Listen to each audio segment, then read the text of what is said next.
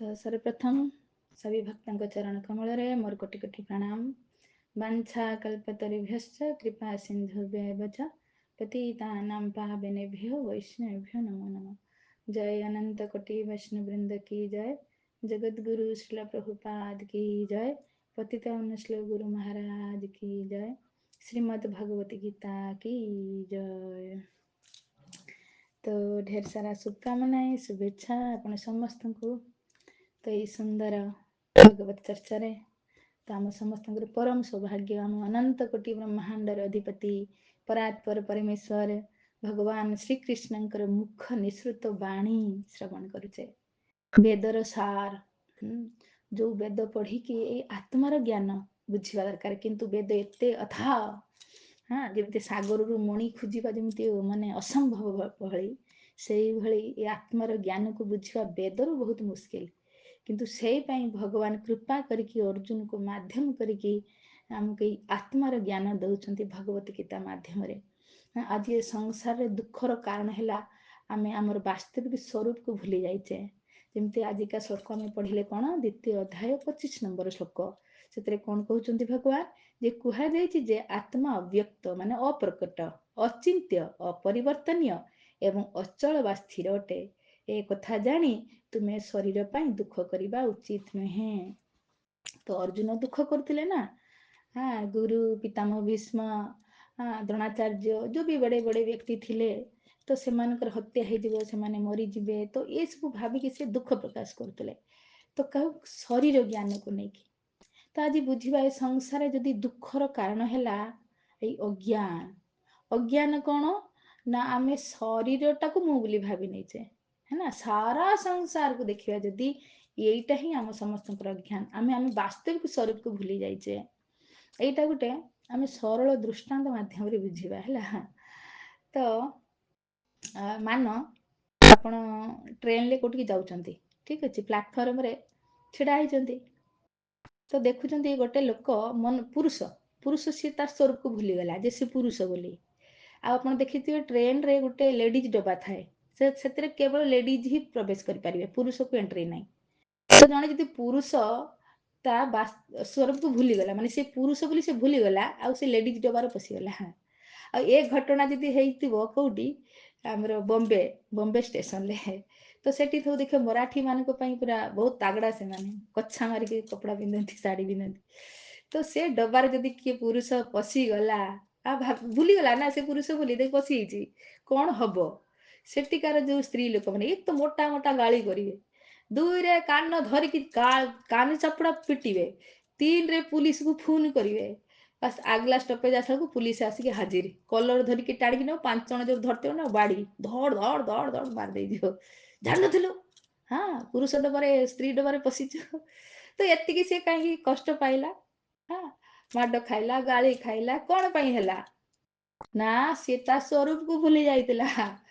हाँ देख स्त्री भाभी से पशि जाइतिला स्त्री डबारे लेडीज डबारे है ना।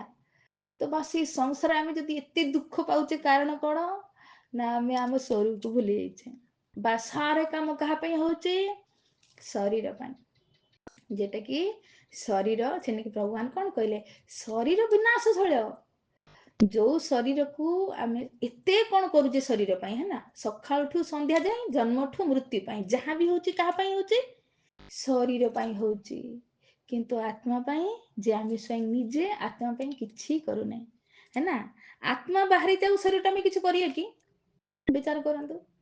हाँ यही शरीर केते कौन गहना आम पिंधुचे केते महंगी महंगी शाढ़ी पिंधुचे केते भल भल खाऊचे हाँ केते आम खाली ब्यूटी पार्लर जाके हजार खर्च कर दौचे कहाँ सकाଳେ देखु शरीर को रक्षा करें मर्निंग वॉक चलती केते जन मर्निंग वॉक करते किए योगा करुव किए बा डाएट फ्रूट एमती खाऊ शरीर को सुस्थ सारा काम केवल शरीर होची कहीं होची एटा हमर ज्ञान आत्मा जे आम स्वयं आत्मा आत्मा बाहरी जाऊ शरीरटा करिया फिर ब्यूटी पार्लर जीवा गहना पिंधिबा खाइबा किछ नहीं सरीगला यहीटा ही अज्ञान ना आत्मा कौन कराऊची से आत्मार ज्ञान दवापाई भगवान ये भगवत गीता कहले आ प्रथम द्वितीय अध्याय स्टार्टिंग कले आत्मा है 5टा विषय वस्तु वर्णना कराई भगवत गीतार प्रथमे तो निजको जाना दरकार तापर फिर भगवान को जानिबा 5टा विषय वस्तु माने जीवात्मा, भगवान, फिर सारे कर्म, फिर काल,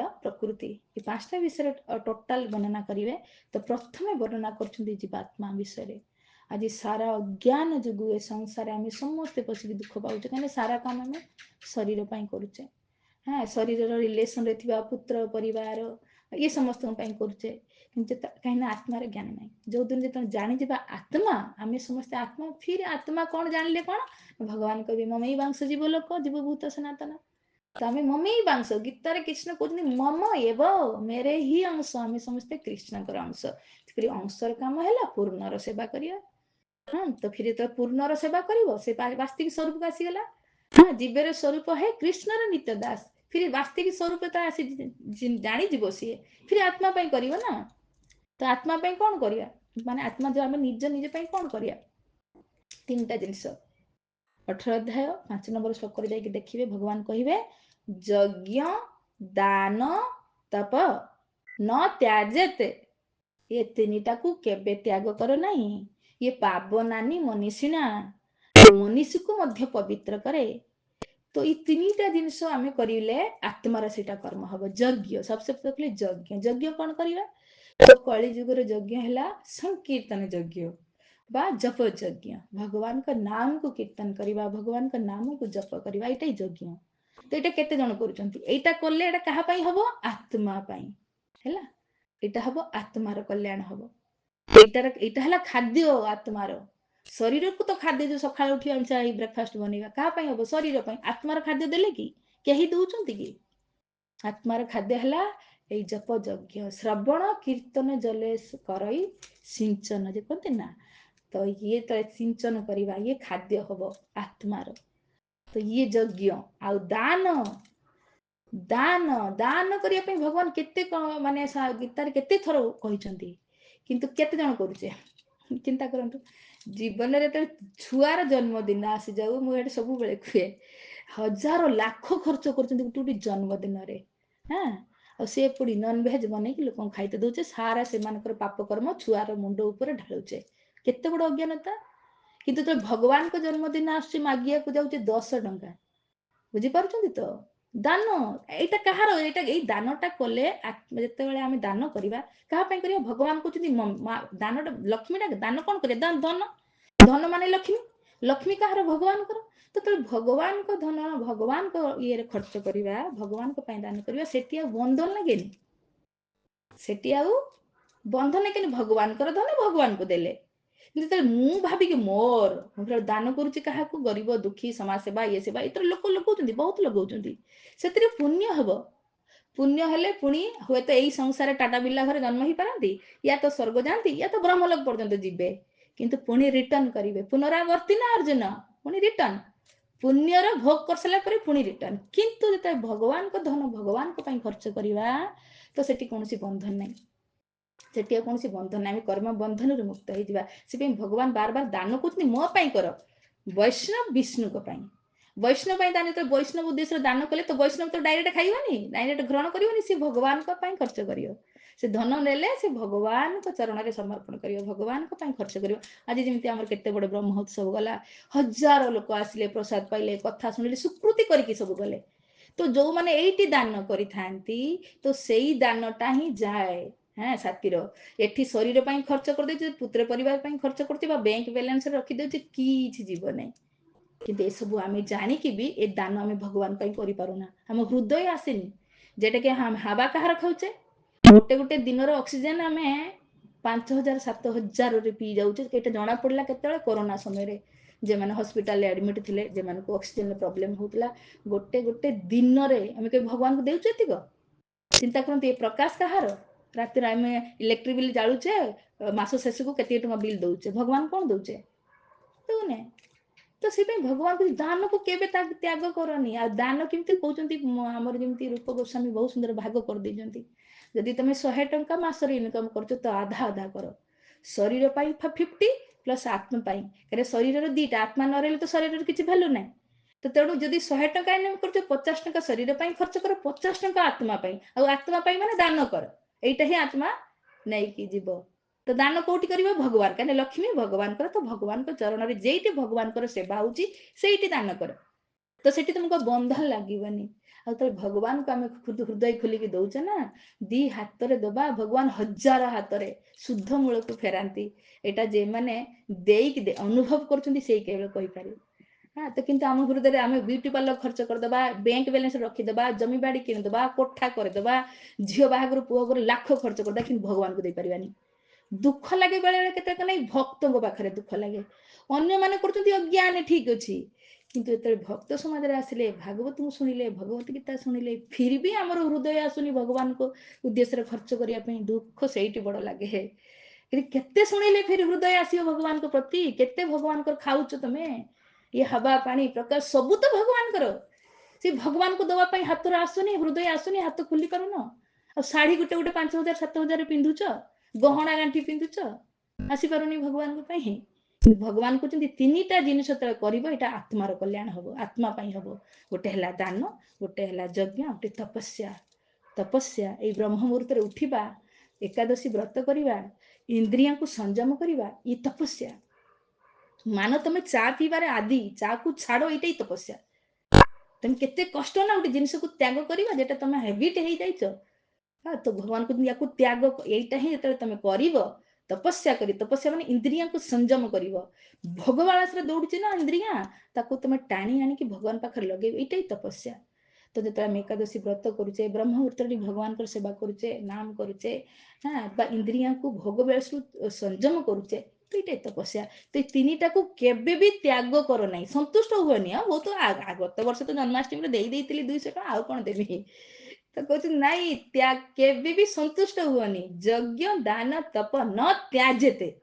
केबे भी त्याग करो नहीं भगवान गीता रे कहते पढ़ी पढ़ी की जीवा तो ये आत्मार कल्याण हम आत्मा यहीटा आम करवा तो यहाँ आत्मार हम आ बाकी जहाँ तो करुच शरीर सकाल खाईदेवे मल त्याग करदे 3 टाइम खाइले ना सकाल उठ त्याग गला गोटे गोटे होटेल जीव खाइबे जो प्लेट मु तो शुणी 1000 टका शुणिकी भी मोर होश फेल हो जाए बोले गोटे गोटे फल खाइब 12 कंट्री भी सी लाखर लोक खाइके कौन मल त्याग करते सही तो केवल आम जहाँ भी संसार होउची शरीर केवल शरीर यहीटा ही ज्ञान जो दिन आम साधु संग आसिकी भगवती गीता को शुणा बुझा आत्मार हाँ ज्ञान फिर कौन करवा फिर शरीर मिनिमाइज करवा आत्मा बेस क्या आत्मा सत्य शरीर अनित्य आत्मा नित्य शरीर अनित्य आज अच्छी काली रही यही जीवन में आम के शरीर बदली देले ना से शिशु शरीर नहीं से कुमार शरीर नहीं से यौवन शरीर नहीं बे बुढ़ापारे पहुंची जाइए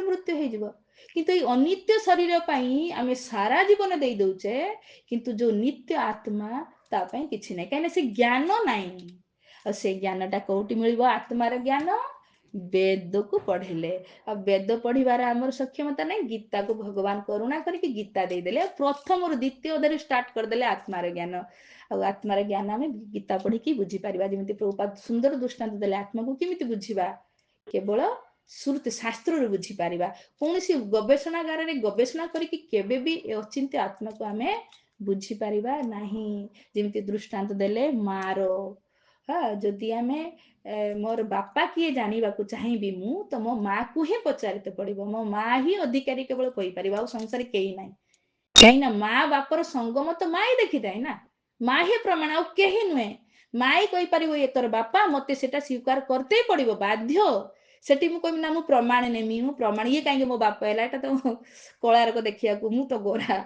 ना ये आउ किए होती तर्क वितर्क कले के बाप को बुझी हम ना सरल भाव माँ जहाँ कहते जहाँ को कहते ये तो बाप तुमको स्वीकार करते ही पड़ो कौन रास्ता नहीं से भाई वेद कहूँ ये भगवान कृष्ण ही भगवान तुमको स्वीकार करते पड़ो आ तुम समस्ते अंश चिन्मय आत्मा ये स्वीकार करते पड़ो तुम कह ना मु परीक्षागार परीक्षा करमी गवेषणा करमी 1000 जन्म लगे फिर भी बुझी पार ना केवल श्रुति माने शास्त्र ही बुझी पार शास्त्र आमर माँ हाँ भगवान जदि कृष्ण जदि आमर पिता तो शास्त्र है माँ तो शास्त्र पढ़ी की आम भगवान को बुझी पारिबा आत्मा को बुझी पारिबा कर्म को बुझी पारिबा ए कर्म बंधन रे फसिकी तो संसार में फसीचे जेते जाए शरीर ज्ञान रही शरीर कर्म करुवा ये बंधनर कारण हम जो दिन ଶାସ୍ତ୍ରରୁ ଜାଣିବା ଆମେ ଆତ୍ମା, ଫିର ଆତ୍ମା ଯେଉଁ ପାଇଁ ଯୋଉଦିନ କର୍ମ କରିବା ସେଇଦିନ ଆମ ମୁକ୍ତିର କାରଣ ହବ। ଆଉ ମୁକ୍ତିର କାରଣ ତିନିଟା କାମ କରିବା, ଯଜ୍ଞ, ତପସ୍ୟା ଆଉ ଦାନ। ତ ତିନିଟା କାମ ହେଲା ମୁକ୍ତିର କାରଣ। ଆଉ ଯଦି ତିନିଟା ନ କରିକି କେବଳ ଶରୀର ଭୋଗରେ ରହିବା ତ ଇଏ ବନ୍ଧନର କାରଣ। ତ ଫସ ଫିରି ସଂସାରରେ ଜନ୍ମ ମୃତ୍ୟୁ ଜନ୍ମ ମୃତ୍ୟୁ ଜନ୍ମ ମୃତ୍ୟୁରେ ଫସୁଥାଉ। ଯଦି ମୁକ୍ତି ଚାହ ତାହେଲେ ଫିରି ଭଗବତ ଗୀତା ଅନୁସାରେ ଆତ୍ମାକୁ ବୁଝିବା ଦରକାର, ଫିର ଆତ୍ମା ପାଇଁ କର୍ମ କରିବା ଦରକାର। ଆତ୍ମା ପାଇଁ କର୍ମ କ'ଣ? ତିନିଟା ମନେ ରଖିବେ। ଏଇଟା ଯଦି କିଏ ନୋଟ୍ କରୁଛନ୍ତି ନୋଟ୍ କରିବେ, ଯଜ୍ଞ, ଦାନ ଆଉ ତପସ୍ୟା। ତ ଯଜ୍ଞ କାହାର କରାଯିବ? ଭଗବାନଙ୍କ ନାମ, ଗୀତାରେ ବି ଭଗବାନ କହିବେ ମୁଁ ହେଲି ଜପ ଯଜ୍ଞ। ଯେତେ ପ୍ରକାର ଯଜ୍ଞ ଅଛି ଶ୍ରେଷ୍ଠ ହେଲା ଜପ ଯଜ୍ଞ। ତ ଭଗବାନଙ୍କ ନାମ କରିବା ଏଇଟା ହିଁ ଯଜ୍ଞ, ୟାକୁ କେବେ ବି ତ୍ୟାଗ କରିବାନି। ହଁ, ବା ସଂକୀର୍ତ୍ତନ ଯଜ୍ଞ, ଭଗବାନଙ୍କ ନାମକୁ କୀର୍ତ୍ତନ କରିବା, ଜପ କରିବା, ଯୋଗ ଇଏ ହେଲା ଯଜ୍ଞ। ଆଉ ଦାନ ଭଗବାନ ପାଇଁ କରିବା। ଆଉ ତପସ୍ୟା ଇନ୍ଦ୍ରିୟଙ୍କୁ ଭୋଗ ବିଳାସରୁ ହଟେଇକି ଭଗବାନଙ୍କ ଚରଣ, ଏଇ ଇନ୍ଦ୍ରିୟା ଯୋଉ ଭଗବାନ ଆଖି ଦେଇଛନ୍ତି, କାନ ଦେଇଛନ୍ତି, ଏଇ ଭଗବାନ ତ ଦେଇଛନ୍ତି ନା, ତ ଭଗବାନ ପାଇଁ ଲଗେଇବା ଦରକାର। ଆଖିରେ ଯଦି କିଛି ଦର୍ଶେ ଭଗବାନଙ୍କୁ ଦର୍ଶନ କରିବା, କାନରେ ଯଦି କିଛି ଶୁଣୁଛେ ଭଗବାନଙ୍କ କଥା ଶୁଣିବା, ଜିଭରେ କିଛି ଖାଉଛେ ପ୍ରସାଦ ପାଇବା, କିଛି କହୁଛେ ଭଗବାନଙ୍କ ନାମ କରିବା ବା ଭଗବାନଙ୍କ ବାଣୀକୁ ପ୍ରଚାର କରିବା। ତ ଇଏ ସାରା ଇନ୍ଦ୍ରିୟା ଯେତେବେଳେ ଆମେ ଭଗବାନଙ୍କ ଚରଣ ଲଗେଇବା, ଭଗବାନଙ୍କ ପାଇଁ ଲଗେଇବା, ଫିର ଇନ୍ଦ୍ରିୟା ଶୁଦ୍ଧ ହେଇଯିବ। ଦାନ କରିବା, ଧନ ଶୁଦ୍ଧ ହେଇଯିବ। ଜପ କରିବା, ଆମର ଆତ୍ମା ଶୁଦ୍ଧ ହେବ। ଯୋଉ ଅନେକ ଜନ୍ମର ପାପ ରୂପକ ଯୋଉ ଧୂଳି ଜମିକି ରହିଛି, ଜପ କଲେ ତ ଆତ୍ମା ଶୁଦ୍ଧ ହେଇଯିବ। ତ ସାରେ ମାତ୍ରରେ ଆମେ ପବିତ୍ର ହେଇଯିବା। ଆଉ ପବିତ୍ର ହେଲେ ଭଗବାନଙ୍କ ଧାମରେ ଏଣ୍ଟ୍ରି ମାରିବା ପାଇଁ ଯୋଗ୍ୟ ହବା। କାହିଁକି ଭଗବାନଙ୍କ ଧାମ ହେଲା ପରମ ବ୍ରହ୍ମ ପରମ ଧାମ, ପବିତ୍ର ପରମ ଭଗବାନ। ଗୀତାରେ ଭଗବାନ କହିବେ। ତ ଆମେ ଅପବିତ୍ର ହେଇକି ତ କେବେ ଏଣ୍ଟ୍ରି ମାରି ପାରିବା ନାହିଁ ନା ଭଗବାନଙ୍କ ଧାମରେ। ଆଉ ଗୀତା ଏଇ ପାଇଁ କହିବେ ଭଗବାନ, ତମେ ସମସ୍ତେ ମୋର ଅଂଶ, ମୋ ପାଖରେ ରହିବାର ତମର ଅଧିକାର, କିନ୍ତୁ କାହିଁ ଅନାଦି କାଳରୁ ତମେ ସଂସାରରେ ଫସିଛ ଭୋଗ ବାସନା କରିକି।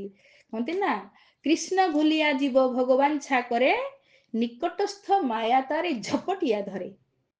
ନିକଟସ୍ଥ ମାୟା ତାରେ ଝପଟିଆ ଧରେ। କୃଷ୍ଣକୁ ଭୁଲିବା ମାନେ ମାୟା ଧରିବ।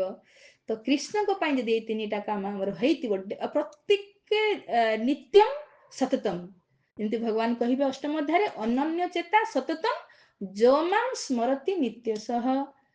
ସତତ ଭାବରେ ଆଉ ଡେଲି ମାନେ ନିତ୍ୟ ଯେତେବେଳେ ଆମେ ଭଗବାନଙ୍କୁ ସ୍ମରଣ କରିବା ତ ପବିତ୍ର ହେଇଯିବା। ତ ପବିତ୍ର ହେଇଗଲେ ଫିରି ଏଇ ଜନ୍ମ ମୃତ୍ୟୁ ଖତମ ହବ। ଫିରି ଆମେ ଭଗବାନଙ୍କର ଯୋଉ ଉଦ୍ଦେଶ୍ୟ ଭଗବତ ଗୀତା କହିବାର ଫିରି ସଫଳ ହବ। କାହିଁକିନା ଭଗବାନ ପରମ ପିତା, ଆଉ ସେ ମାତା ବି, କେହି ଚାହେଁନି ପିତା ମାତା ଯେ ତା ପିଲା ସଂସାରରେ କଷ୍ଟ ପାଉ। ତ ଭଗବାନ ବି କେବେ ବି ଚାହାନ୍ତିନି ଆମେ ସଂସାରରେ କଷ୍ଟ ପାଉ ବୋଲି। ଆମକୁ ଡାକୁଛନ୍ତି ଖୋଲା ହସ୍ତରେ, ଜଗନ୍ନାଥଙ୍କୁ ଦେଖ ଦି ହାତ କେମିତି ମେଲା କରିକି ରଖିଛନ୍ତି, ଏତେ ବଡ ବଡ ଆଖି କରିକି, ଆଉ ମୋ ସନ୍ତାନ ମୋର ଗଲେ ଲାଗିଯାଅ।